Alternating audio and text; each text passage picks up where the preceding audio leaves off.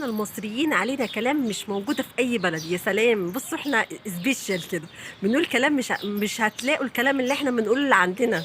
فخليكم معايا عشان نشوف ايه الكلمات المصريين لما يكون حاجة انت مثلا مش عايزها، فواحد يقول لك لا، فانت بقى ترخم عليه تقول لا اطلقك، وتكمل بقى العبارة بقى الزيادة، لا اطلقك حمار يزقك. دي كلمة بقى احنا مألفينها يعني عشان الموسيقى والإيقاع الموسيقى.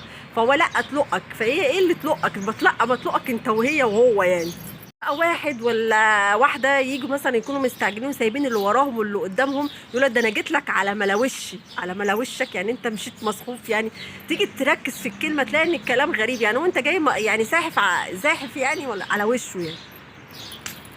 برضو كلمة مصريين بيقولوها مشهورة جدا لما يكون قلقان أو قلقان أو هي تكون قلقانة: أنا الفار بيلعب في عبي. هو ده كل اللي قالك إن الفار كله بيلعب في عبك؟ طب يا عم طلعه وريحنا معاك، وأنت يعني لازم تقلقنا إن الفار بيلعب في عبك؟ يعني نصطاده معاك يعني ولا نعمله إيه؟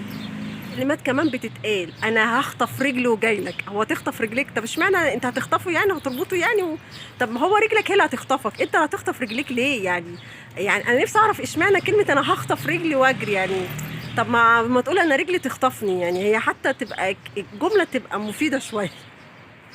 عبارات برضو المشهوره في مصر يعني، ويعني ويكون من القلب، زي كلمه ما تجيش لسانك على لساني.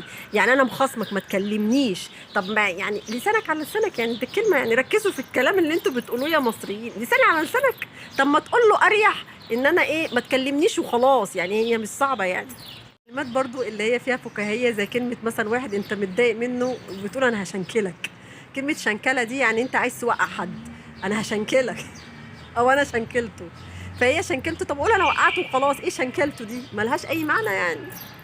عن المصريين ما شاء الله الحمد لله يعني ملتزمين باللغة العربية الفصحى. زي كلمة مثلا يا عم خش، يا عم اتفضل. كلمة خش دي يعني تعالى، يعني يختلط بين الناس اللي جوه. فيعني احنا ما شاء الله ما يعني ناس مثقفين برضو يعني. حد يكون نايم في امان الله، يجي حد يسأل عليه يقول له هو فين فلان، يقول لك يا عم ده نايم وبياكل رز مع الملائكه. بياكل رز بلبن مع الملائكه. طب هو الملائكه اصلا بتاكل وكمان بياكل رز؟ يعني ما شاء الله من اعماله صالحه بياكل رز مع الملائكه. طب ما تقول له هو نايم وخلاص. كلمات غريبه جدا. وصلت لاخر حلقتي، ورب يكون الفيديو يكون عجبكم، واشوفكم على خير، والسلام عليكم ورحمه الله وبركاته.